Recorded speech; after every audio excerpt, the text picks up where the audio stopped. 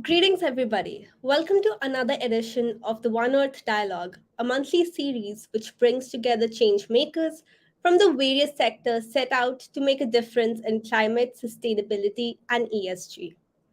Through the event this month, we aim to bring out an elaborate panel discussion on understanding the interconnection between biodiversity and fashion to enable the ecosystem to help drive innovation to fight climate challenges. This event is in partnership with Fashion Revolution India and Daily Hunt. I would now like to introduce the moderator of our panel discussion, Shruti Singh, Country Head at Fashion Revolution India. Shruti is a sustainability expert with over a decade's experience working at the intersections of education, fashion, and public policy. She is also the founder of Designing Futures. Shruti was part of the global research team for the Fashion Transparency Index 2021 and is the author of a policy report on reimagining the craft economy post COVID 19. Shruti, welcome to our panel. Hi, good afternoon, everyone. Really excited to be here um, for this panel on fashion and biodiversity and building the link and understanding the link between them. By now, we know that we're aware that climate crisis is upon us, and there is something that we need to do when it comes to that. And there's another crisis when it comes to biodiversity. According to a UN report in 2019, 1 million of Earth's species are now at risk of extinction.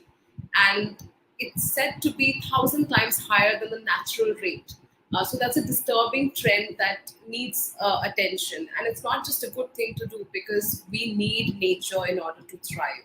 So preserving our ecosystem is critical when it comes to the climate crisis. For some industries, the connection to biodiversity loss is a clear line, so you can see that deforestation, how it disturbs the climate and biodiversity directly when it comes to beef or palm oil production. But the damage caused by fashion can be harder to quantify when it comes to the data. The impacts are more diffuse, they are spread across geographies and ecosystem types, from rainforest destruction when it comes to viscose to water pollution with microfiber shedding. Growing cotton, which makes up like one third of the fibers around found in our clothes, can also lead to soil degradation and habitat loss, as well as because of the use of harmful pesticides. Leather, when we talk about leather, is also a product of livestock farming, and is responsible for about 70% deforestation in Amazon rainforest. So there's a lot. We can go on and on about what's happening in this industry, but what's important to understand is it's really key to talk about this, to take actions on this. And today we're very happy to have four panelists with us who are working in this field, and they are the change makers driving this change on the ground. I want to welcome Mr. Chandra Prakash Jha. He's the founder of Fashion for Biodiversity Solutions. It's an Indo-German venture which is based on social responsibility platform, where sustainable utilization of manpower, ecology, and natural resources has been carried out. So they're an AI-based technology firm that wants to redefine the relationship between fashion and Earth's biodiversity, the very topic that we want to talk about today. Mr. Prakash has 23 years of experience in the fashion industry, with 11 years in sustainable fashion, 11 years in regenerative and organic silk farming, 7 years as GOTS certified organic silk farming, and 5 years in preparing the very first biodiversity assessment of fashion. He has also won the Eco Design Award in 2018 and the German Sustainability Award in 2020. Welcome, Chandra. It's really nice to have you on this panel. Um, I'll, I'll introduce the other panelists and I'll come back to you with questions. Our second panelist is Reema Banerjee. She is the program director at Center for Environment Education. She's currently heading the Eastern region of Center for Environment Education. which is a not-for-profit organization established in 1984 as Center of Excellence by Ministry of Environment and Forests and CC, Government of India.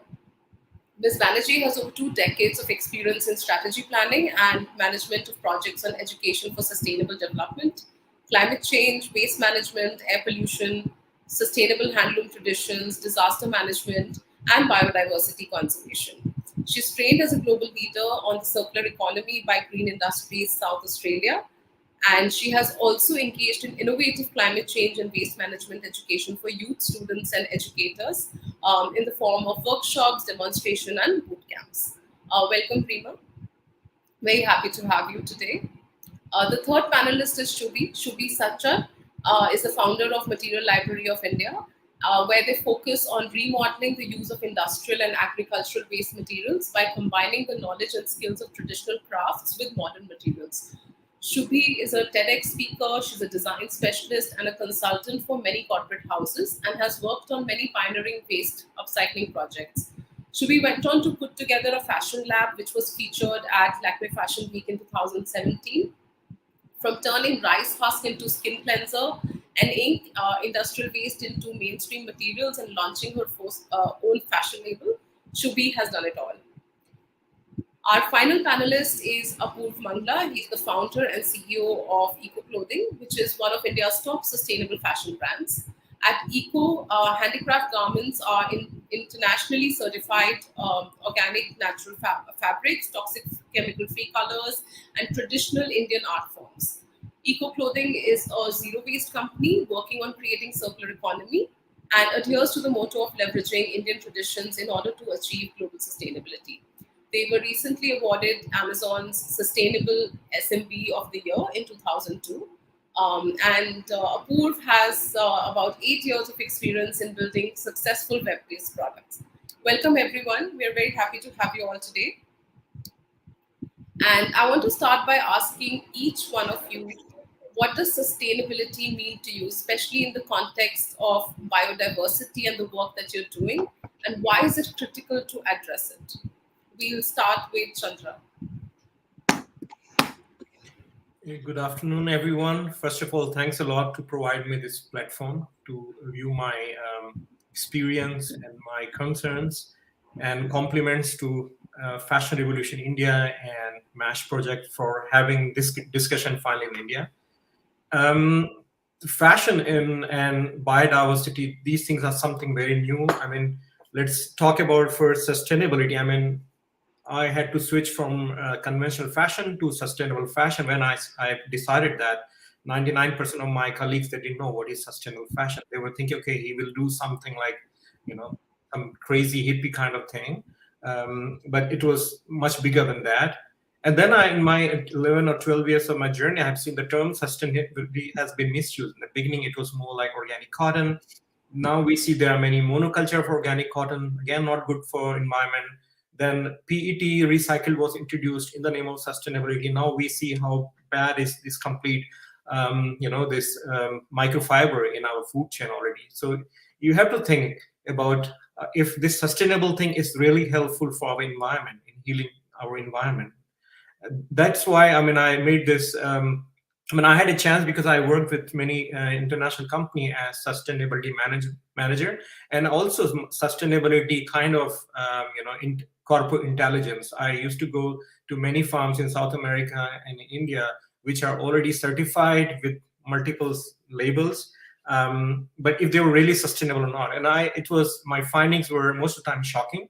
So if I go to a farm, organic farm, despite they have all the certification, if I don't find any bee or pollination or nice, I could feel. If I see soil is dead, they can show me any certification. I know they have been using pesticide. So if I see one farm and I see an environment around them full of pollinated plants and all, then I feel this is good. They are really sustainable. So that's why I made this assessment. I traveled to across many farms in India and South America, and I made assessment. And I made this kind of LCA, and I showed it to government of Germany. And then I made the first biological assessment of fashion. For that, which I have got this award. But then that's why this use term sustainability is really misused. So we have to be really careful. So that's why I had to make this new startup called Fashion for Biodiversity, where we don't use term eco-friendly, sustainable. We just say fashion for biodiversity. We'll speak on this in next time.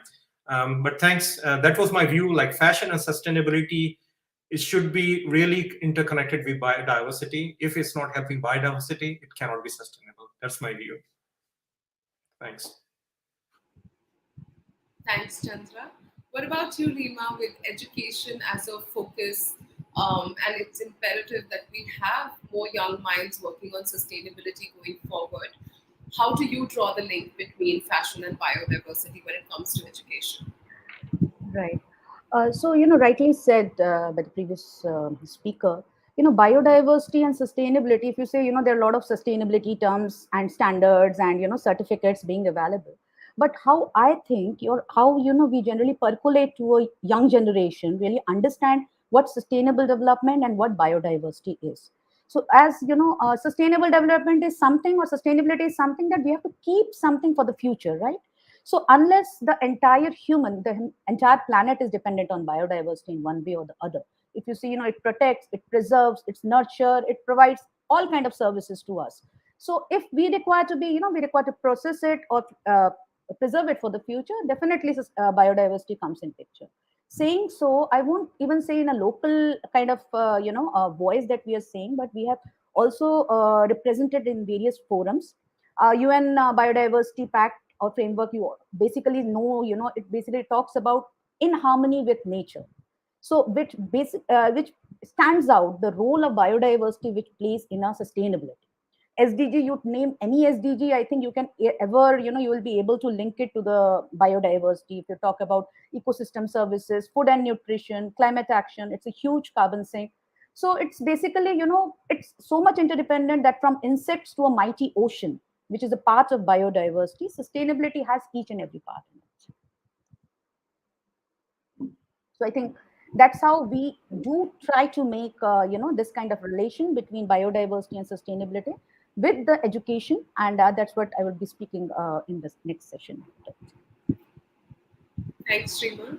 What about Shruti? Shruti, with your work, and I'm a big fan of what you're doing. Tell us a little bit about what you're doing and how your work directly relates to fashion and biodiversity. Hi, everyone. Hi, Shruti, and hi, Chandra, Rima, and Apur. I think it's very basic, Shruti, when we talk about fashion. Fashion is of textile. If we go a step behind, textile is always been considered a second skin, and you feel comfortable. And if the moment you start to see the disconnect, you don't stop relating it to the well-being of your own self, it becomes a problem. And if it's your second skin, it's constantly there, no matter where you are, no matter if you're an aerospace business or you are a marketing head or you are a biodiversity head of any other organization. I mean, it doesn't matter. If you don't see that connection, it is a problem. And that connection has to come, obviously, and this is just one aspect of textiles today we are focused on, but that connection happens everywhere. And as Rima is mentioning about SDGs are also on the flip side. Yes, they talk about all the biodiversity and stuff on one side, but on the flip side, they do talk about how messed up we are as humans. Like, what all we need to correct? Pretty much everything. Life underwater, life on land, like anything, all those 17 topics cover pretty much anything and everything we require. We often at Material Library of India talk about 5 elements of life: Prithvi, Jal, Agni, Vayu, Akash. If you can choose which one you want less or more, we will not preach you about it. If you cannot choose, and if you have a permutation combination set for you, we will spare you from that gyan. But till the time you choose to clothe yourself, till the time you choose to breathe in the air, eat and drink, and all those things, then you need to understand the correlation between your existence and all the waste you're generating. Material Library of India basically does one thing which is essentially a core of our existence, that we break down the materiality of every kind of waste.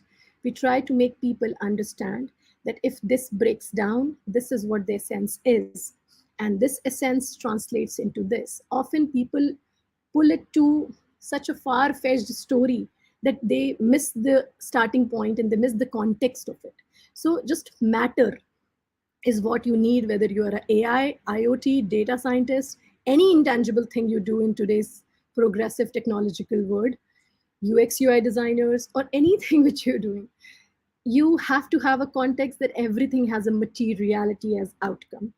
And that materiality is resulting into not so well existing being of us on the planet. So that's what Material Library of India essentially does. I'll break it down in our conversation further. Coming to Apoorv, Apoorv, what does like how do you incorporate sustainable practices into your work, and what are some of the challenges you face when you're thinking about fashion, biodiversity, climate crisis? What are some of the challenges that you face, and if you've been able to kind of solve them? Because that's one of the questions most people have: how do I start? What do I do? So tell us about your work, and how you're trying to solve these issues.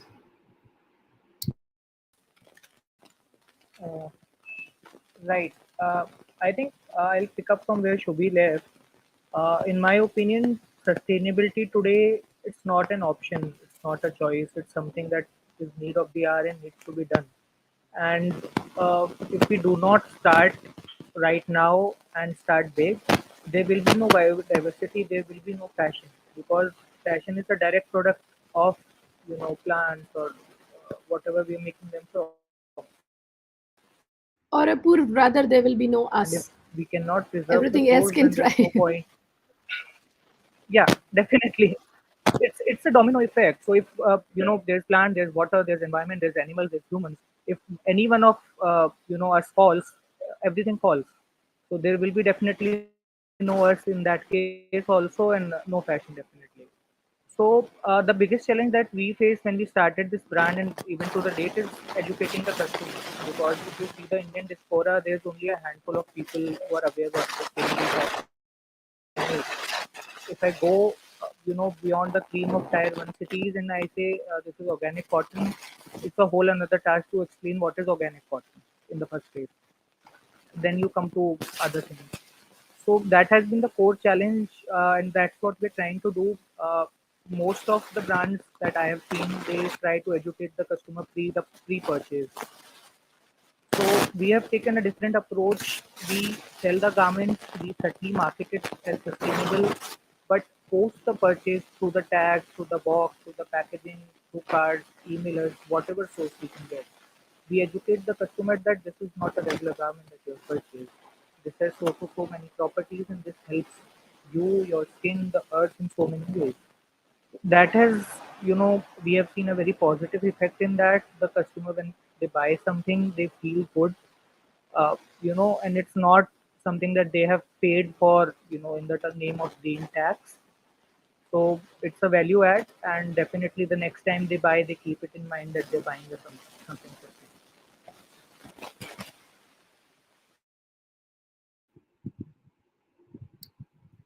Thanks, Apoorv. I want to come back to Chandra with some of the innovations and the technological interventions you spoke about, including the assessment that you have come up with and you got the award for. How can brands imbibe and use this assessment or technology to be true to their mission of sustainability? Because there is, of course, a lot of greenwashing happening, and a lot of honest mistakes also, where people are still trying to figure out and the next steps. So how can they use use technology? How can they use your assessment to start on this mission or do something? Take concrete, actionable steps towards it. Right. So my new startup, Fashion for Biodiversity, is our main job is to make fashion supply chain transparent. So we help brands how to come not just till till ginning company or till fiber company, we really find where are the farms. We use satellite technology, so we have suite of technology including satellite and IoT and also forensic we use. So we actually find we have the kind of joint technology suite of technology where we really find where is the origin of cotton farm, for example. And then through satellite, we look at the assessment. We have data from 2017, so we will get to know exact biodiversity assessment. But these are something called proof-based assessment. Sometimes, you can find proxy data here and there. We provide, real-time data, so you can actually see. I mean, you have as a brand, and also as a customer, you have a right to know where the origin, and also next phase of fashion revolution should be who is my farmer. I mean, we are stick till who made my t-shirt. And as we spoke like about biodiversity, if raw materials are the biggest reason of biodiversity loss, even in terms of fashion, it could be deforestation because of increase in demand for viscose. You must have seen the big fire in rainforest doesn't exist. They're so moisture, but because of increase in demand for viscose, I mean, they are chopping off the the rainforest, and they're putting monoculture of eucalyptus. Same thing happening in. I mean, we have stopped eating Nutella because it has palm, but we are still buying viscose. They are doing same in Java and in Indonesia. They are chopping forest because of increase in viscose. Same thing happening in Portugal and Spain. The kind of wild forest fire happening is also related to monoculture of viscose. That's related to fashion. Again, I mean, we must have seen this New York Times report on fake organic cotton from India and other thing.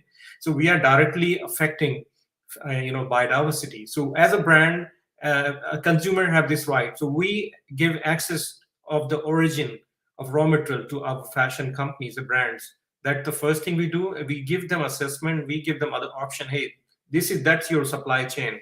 If you're happy with that, it's good that we give you other option. Or thing is, we don't want to be big brother watching you. Like, we also help farmers how to improve, how to be regenerative. We help them. Okay. Also, another thing, I mean, farmers, part of that, they are always given blame of every wrongdoing. But traders in between, middlemen, they're always escaping from whatever happens. So we understand farmer. We understand they are forced to do organic, but they are not informed how to be organic. I just give you a small example of pink worm disease comes on organic cotton sometime, or any cotton. So they're not using any pesticide, they're not using this, but nobody tells them what is the remedy of pink worm. So we inform them, hey, that's the like old Indian jugaad of pink worm. You have to use this kind of thing, how to divert these pests not coming to cotton, ready cotton. So we help them also through our technology. We have also something called FFB minus community, where we connect brands to farmers and also connect to scientists, where farmers can speak in their native language, Tamil, Marathi, whatever, and we inform them how to be really regenerative, how to be organic. So it's like, first of all, is to make supply chain completely transparent, connect to your farmers, to their concern, and then through satellite, we help you about understanding biodiversity assessment. So that's a technological part, how we help brands. But number one, also very important, what I understand here is that all of us, we have spoken, and I'm really thankful that Ms. Banerjee is there. Education is very important. I mean, brands, we are ready to bring sustainability. Our end consumers are ready for that. So it's very less in India, unfortunately. So till the time we don't teach our consumer about biodiversity, this connection, how fashion is related to biodiversity, till the time it's not clear, we can keep talking, but effect will not come on the floor. Absolutely, and I absolutely agree with you when you spoke about transparency, and we see that in food. We are very curious about where our food is coming from, what is going into it, what is the oil that is being put in. We are very conscious about what we put inside our body, but we've not reached that level of transparency when it comes to what our skin is breathing. What is it that we are putting as the second skin, which Shubhi spoke about? So this brings me to a question for Shubhi, because Chandra spoke about not because people don't know where materials are coming from. They do not have an idea of the source origin. They don't know how the materials interact with the environment and how they sorry, cause loss of biodiversity. What would you like? What are some of the things you would like people to know? And the materials you work with. Sorry, should we please take it from here? Yes. You okay? Okay. So basically, I think what Chandra is doing is the inception stage of the idea that he's aiming towards. Chandra, correct me if I'm not understanding it right, that you're trying to tell people how to make it right from the inception of it, right? How to conceive it right. But whereas we at Material Library of India are mostly trying to do reverse engineering, as Apurv said, that we have to do it with full force at the same time. We have to do it in a multidimensional approach. So this is the other end of the approach. We try to break down the materiality of their waste. We try to make them understand that this is the impact of your waste. And since most of the logics, most of the EPRs, most of like how someone recently mentioned from US to me that it's like medical industry, that you don't do, you don't give precautionary medicine, you give like suppression kind of medicine. So that's what we are also doing in most of the industries. We're trying to tell people after the damage is done, how do you control it? So we're trying to tell people that this is the amount of damage, like damage is this big. How would you fix it? And how long can you keep on fixing it? And can you reverse your impacts by looking into your supply chain in a backward manner? So, like, here is the solution. You have an EPR to fulfill, but okay, I'll do it for this one lot. I'll help you do it for another lot. I'll do it for the third lot. How, at what time are you going to ask yourself that there is no ROI, this is only damage control happening? And at what time you're going to be realizing that even though you're doing this, the rest of the process is still as harmful? So how do we do system change at the same time? How do we analyze the impact from the end result of it, which is at present solution? What Chandra is talking about going forward, how to make it right. I am talking about at my dimension is that this is the problem in hand. If we don't talk about this now, then how do we fix the next step? So that's the only difference. Obviously, we are aiming towards the same kind of a goal, but that's the only difference in our approach. I think that's interesting how you broke it down, and everyone in different parts of the supply chain and as different roles in the industry is trying to impact and work on responsible production and consumption. And coming to the consumer side, coming to the side of people knowing more about fashion and its link with biodiversity, I want to go back to Rima and ask, when you build programs, when you do workshops, how receptive are people to understanding this? Because on one hand, it seems like a very daunting topic. On the other, it can also seem like disconnected. What can we do? How can we play a role? And can individual actions lead to collective change? So, how do you think education can really solve this and accelerate that change from a consumption point of view? Right. So, very pertinent question. I mean, we have been discussing this in various sectors. I'm just here for the textile or the fashion sector to talk about. Now, education, when you see, education, basically the main aim of education for anything that we are doing is to have a, socially conscious or environmentally conscious or a kind of attitudinal change that we talk about. There basically the education comes. Like, I'm not talking about job based education or skill based education. The major awareness education or capacity building education that CE does with various stakeholders. Now, talking about fashion and kind of an education that we provide, not specifically with the fashion. I'm talking about a textile sector that we really go with the education in that, and incorporating the circular economy principles. As you're aware, circular economy, it has got two circles that you really talk about when we discuss about the principles. It's an outer circle and an inner circle. Outer circle is basically talking about, recycling, refurbishing, technology based things. But there is huge component which is in the inside circle of a circular economy model, which talks about reusing, rethinking, reducing, repairing. Here where the education comes in picture. And both the circles are very much important to have a model running.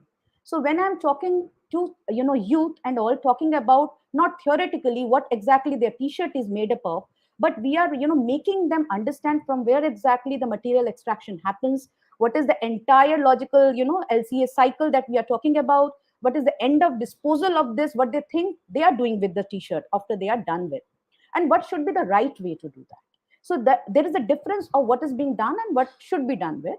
And looking at the very innovative pedagogy that we do is also giving them demonstrations, taking them to the sites where exactly they could see from their own eyes that this is happening. The landfills that we have here, we take them to the landfill for a visit. You will find majority of them will find the rags and all these things, textile wastes which are there. There are a lot of mills and power looms where exactly small, those chindis, what we call it, the small yarn. Sometimes, it is being recycled, but many times, those things we have found that it is just besides the industries, which is not being used. And similarly to the weavers, we are very much working with the weaver clusters here, some of the weaver clusters. The actually the eco-friendly way, what is the difference between a power loom and a hand loom? What is the resource consumption difference between a power loom and a hand loom? So which makes the youth or women or consumers take a responsible make a responsible choice when they are buying something. Similarly, end of life disposal is very important, as I personally feel waste is a, what do you say, design flaw. There is nothing could be waste, it's just a design flaw. So this kind of system thinking requires to be done. So these youth and all, once they are aware of these basic things of what are materials, what could be the end of disposal, I really think I'm really seeing a few of them really growing up to a really good decision makers. They are able to make choices and all. That's what I think is required to have this kind of model where exactly business EPRs comes in and society's roles should pitch in. I would like to add something here, Shruti, that how you started this conversation saying that how it becomes very overwhelming when you're talking about such things, right? And people try to escape it. So Right. we also felt the same thing over the period of time working on the subject. So we have started, any which ways, we are not only talking about sustainability. So on a granular level, we are talking about materiality as Material Library of India. So we started naming a subject which we teach across institutions as material literacy. So we termed it as material literacy just because no matter how educated you are, you're materially illiterate. And that's why the segregation is not resulting into an proper output. When you're told to segregate, you don't know what goes where. Because as what Chandra is trying to do is, Chandra is trying to connect the dot that you conceive it right. You know what's going in where. And if you know that, then only you can decide what goes in the end of the cycle where. So material literacy helped us understand that how illiterate you are in context to materials. And that's why you are not able to decide when your screen guard breaks of mobile screen, whether it's plastic, whether it's glass, but that's the maximum contact you have with one material throughout your 24 hours of span. So yeah, I just wanted to add that to the Rima's conversation. Thanks, Reema. Thanks, Shubhi.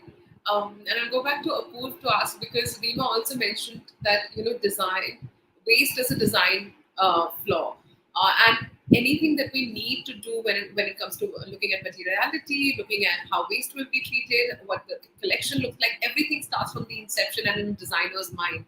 So, being an entrepreneur yourself, how do you incorporate zero waste approach, and what is it, what else can you do to scale this approach? Because I know that a lot of people are doing it, but they're also struggling in scaling this. So what are some of the practices that you are, techniques that you are incorporating, and how do you think you would be able to scale it? Right. I think what Rima was saying about educating the youth, the I'm not able problem to hear you, Apoorv. Is it, that we face, can you speak up?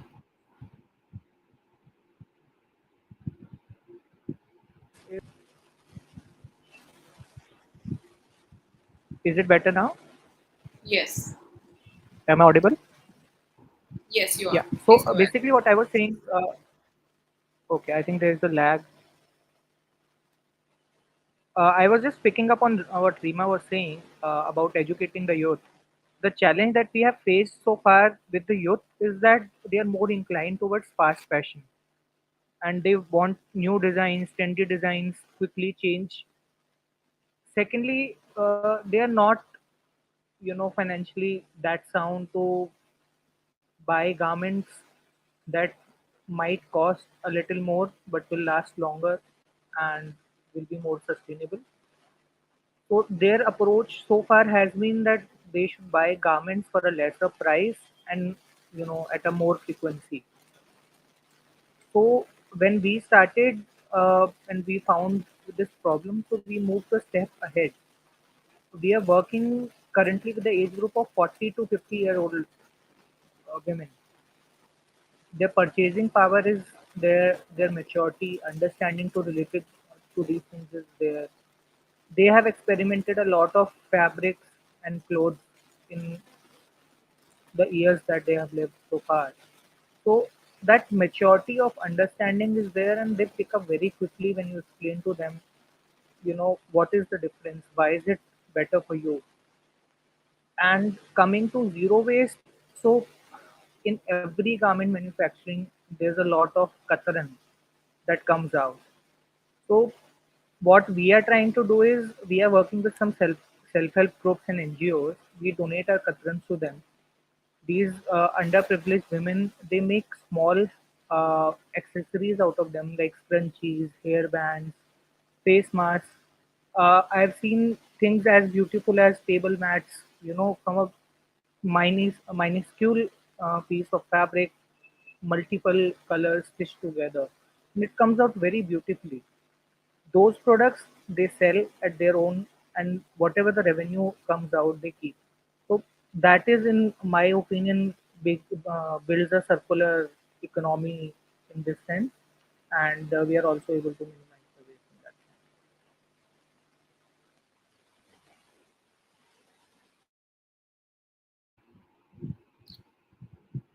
Thanks. Thank you, Apur.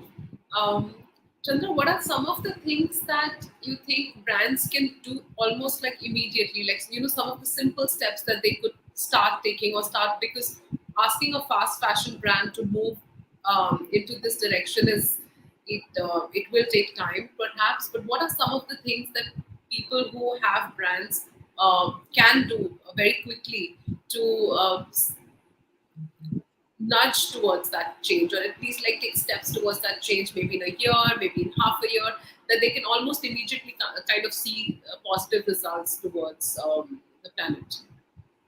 Right. So I think let's talk about startup or medium company or large brands.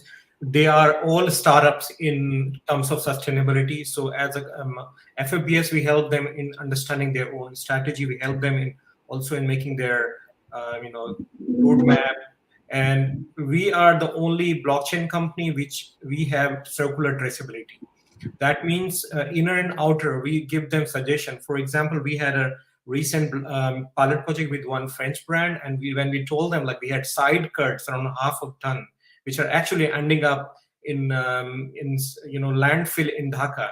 So they were really surprised, and we organized that to make again yarn. We made around like 300 kilograms of yarn we made out of that side waste, and they were really surprised. And they're making again a new t-shirt collection with their side cuts.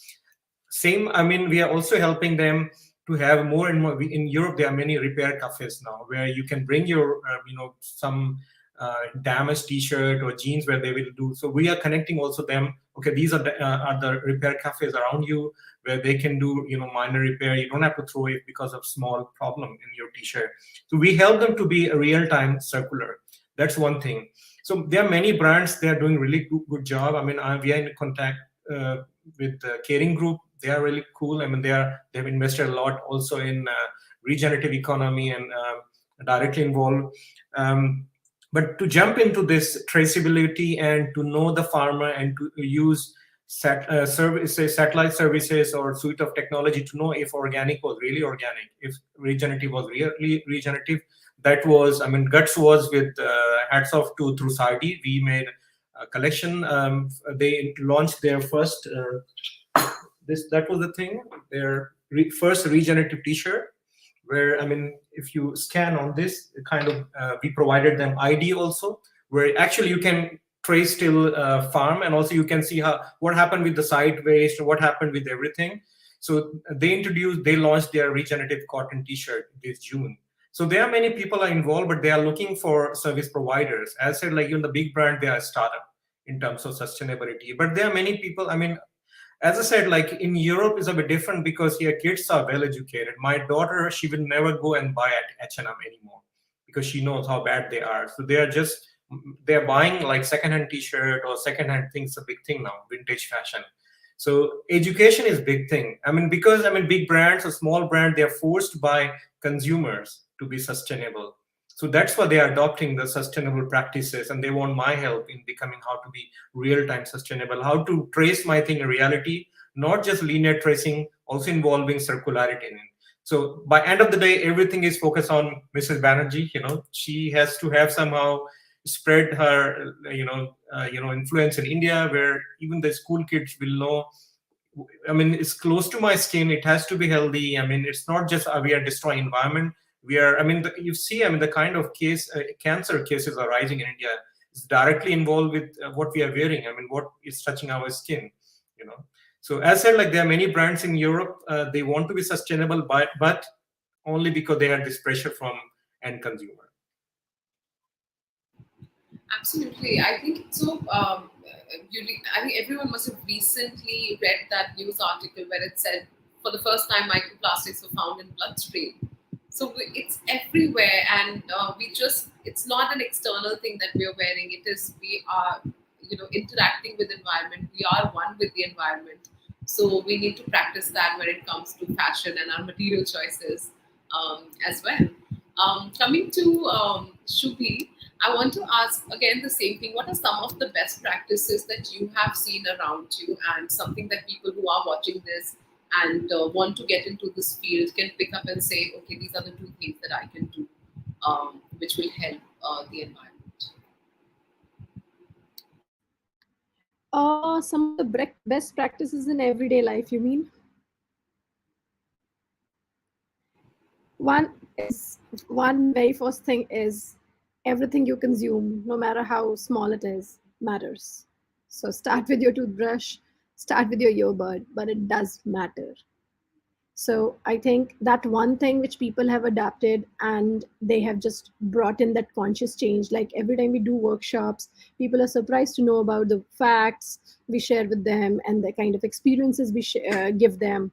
And we have like this little kind of drill which we make them understand. So uh, I think those simple tricks with everyday materials help them understand that what is the impact, and then people change very quickly.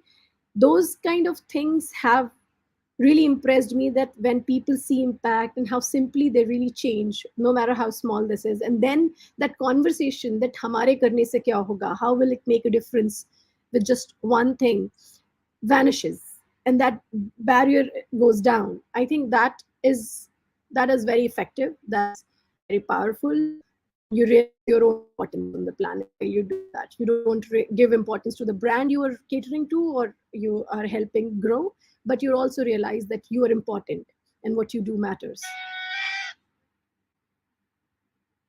So that's one thing which I have seen as a very positive change in people when we do this kind of conversation to common people.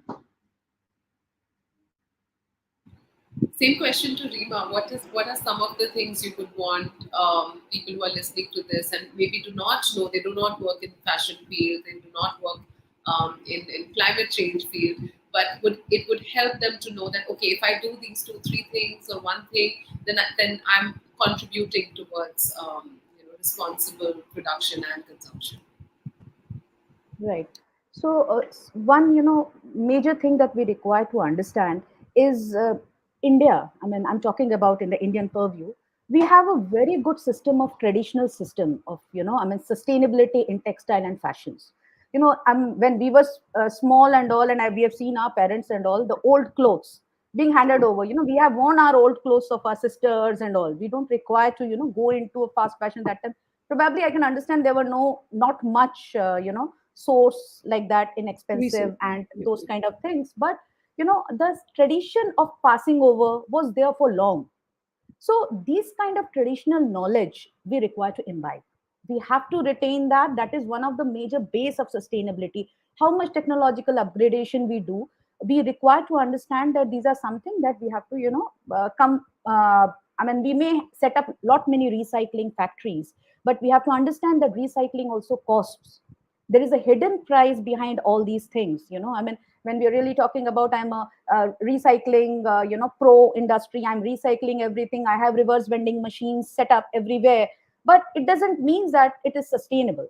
So there is a price tag behind it. Fast fashion, Apurva said, yes, I do understand that youth, it's very difficult to make them uh, sway away from H&M or Zara or in any, I mean, I don't want to name those kind of, but we have to make them understand that they are inexpensive, but they are also kind of not economically, environmentally friendly kind of thing. So we require to make them understand there are many things that we do. We have to not only preach. That's what I always understand, that we have to make the relation and facilitation work also very easy for the consumers to do.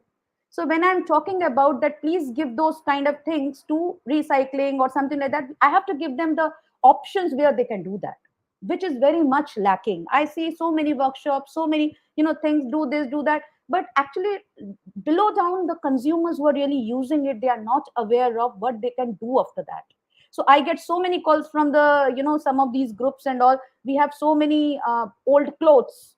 Goonj doesn't come to our place. What we should do? So I want to. They just don't want to waste it off. They want to give it off for some. So those kind of things, like many of the places where exactly industries, in Udaipur or Jaipur, in those areas, Rajasthan, that this reverse vending machines have cloth bags with them. That those cloth bags are actually taken from those katarans from the industries, textile industries. So that kind of huge neck kind of collaboration requires to be done. I alone cannot do that. Nobody alone can do that. If I have to really get into the consumers, I have to give them the options, what if they have to do this, what how they can do that. So I think that is what is resources, making them available, like material library, material literacy, that should be was talking about. It's very important. Other options are very important to be given to the consumers.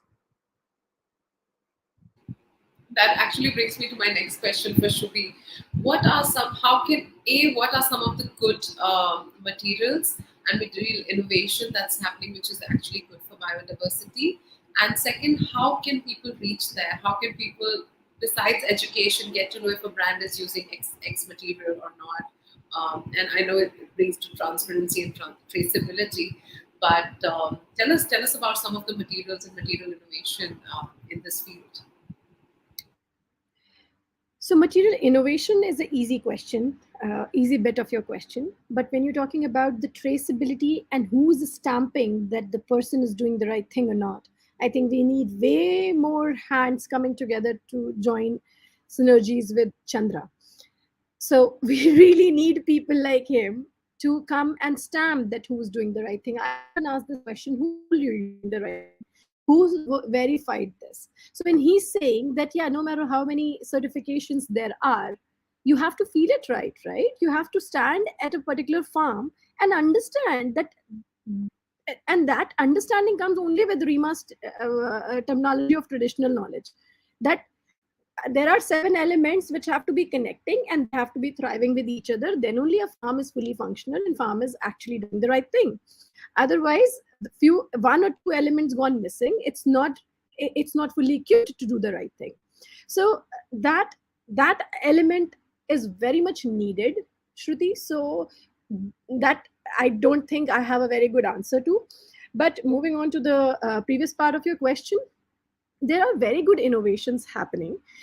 When we say as material library, we are doing industrial and agricultural waste, we're not that much into agriculture waste manufacturing and making things, because very few people are asking for those kind of solutions. We're not, I mean, after so many years, we're not doing it for our own kidas, that we continue to do the research and we continue to build up our own archives. But we're doing things when we are commissioned. So most of the commissions come for industrial waste, and obviously there is a reason behind it, because there is EPR coming, there are new mandates coming, and the people are under tremendous pressure. So people want us to find answers to that. There is amazing innovation happening, and agriculture waste is moving forward away as a material, because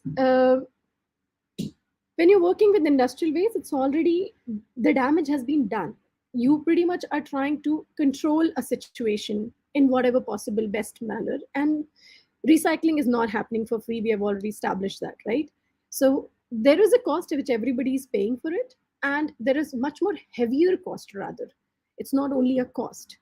So when textile recycling happens, it's a very heavy cost which we are paying. It's very close to our food chains, it's unorganized, da da da da da. Moving forward to agriculture waste, agriculture waste is something which we're gonna be growing in heaps and bounds. We're not gonna be reducing our agricultural cycles. We have to grow more in order to provide more. And that waste could be a future resource, provided we think about agriculture waste as a material where we do not dip it into resins or any other polymaterial or trap it into any kind of materiality where it cannot take care of itself. It has to be allowed to take care of itself the way it is able to right now in the current stage. So people with that understanding are developing innovative materials, but they're also facing a very big challenge when they're compared with conventional materials. So when they are developing something out of agriculture waste, that's a new material. That's not an alternative material to an existing commercials can be compared with. So a lot of agriculture waste-based new material innovation is happening, whether it's in fashion industry or whether it's otherwise, be it Buggies paper or textile industry waste paper, or there are sheets in 2D formats getting made from agricultural waste. Those are sheets, those are new materials, those are not leathers. Those do not expect, those brands are working very, very hard to give you a timeline to say that this will disintegrate in 100 days or 200 days. So when brands are buying those things, they're starting to say that, hey, this doesn't work, this is not as flexible, oh, this will disintegrate. When leather was, now this is where the literacy part comes in play, that when leather was made as a material because it lasts forever provided you take care of it properly. And now you're trying to compare shelf life of this material. So a lot of things are happening especially in fashion space. A lot of things are happening. A lot of greenwashing is also happening. There are brands who are claiming that 100% green materials, but they have only 10% of some kind of fiber mixed into it to give it a backing. Whereas there are brands who are also coming out and saying that we have made 100% sustainable material. Absolutely no polymer-based materials have been mixed into this to extend the life of the material. So yeah, agriculture waste going forward is the key when we are looking at material-based alternatives.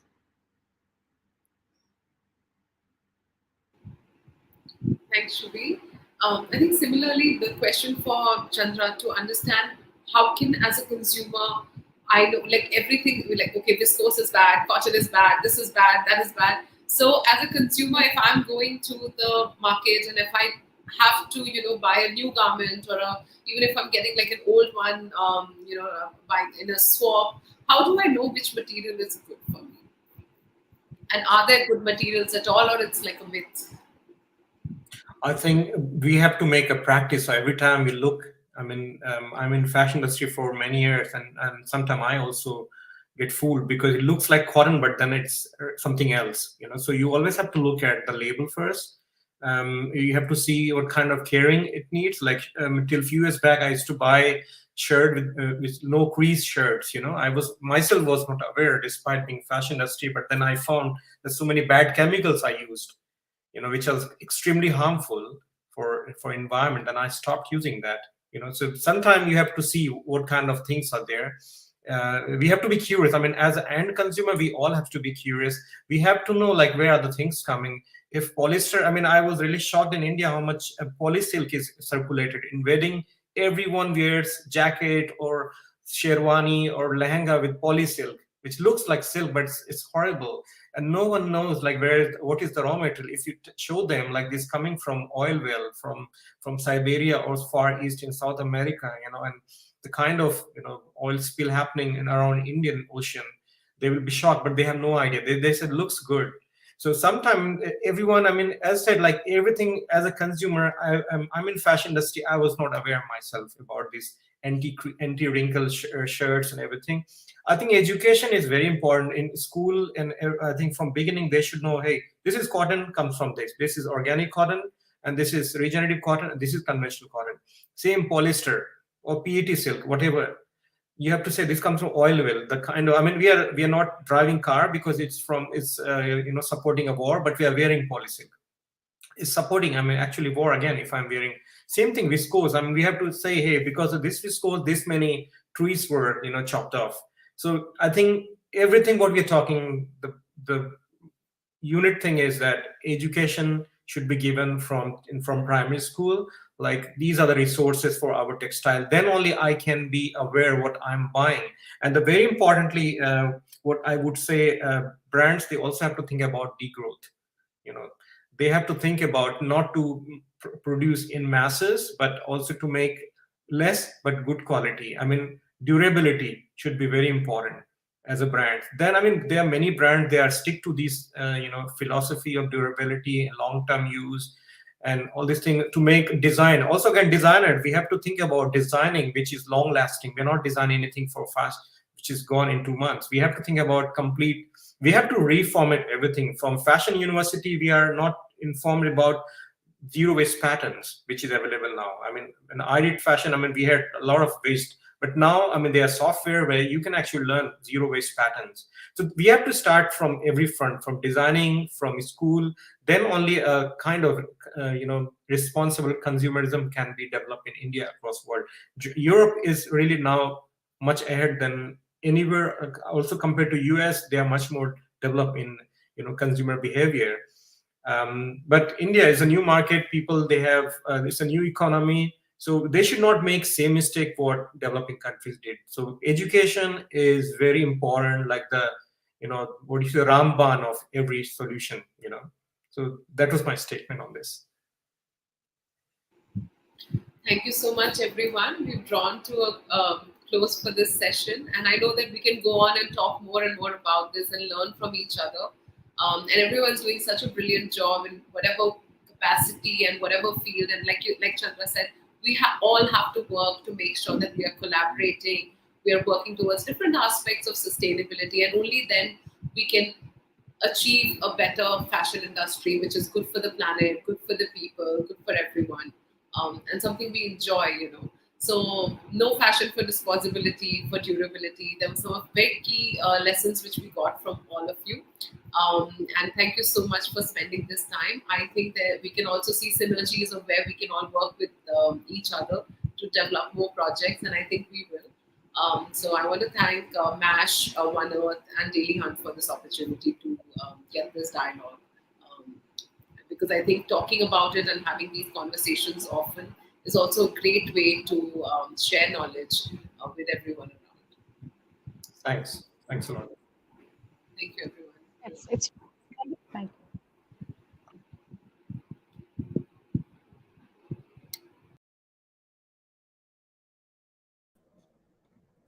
Thank you so much, Shruti, for moderating the session so brilliantly. I would also like to express my gratitude to all the esteemed speakers for their presence and contribution to the OneEarth dialogue. Thank you to our partners, Fashion Revolution India and Daily Hunt, for all their support.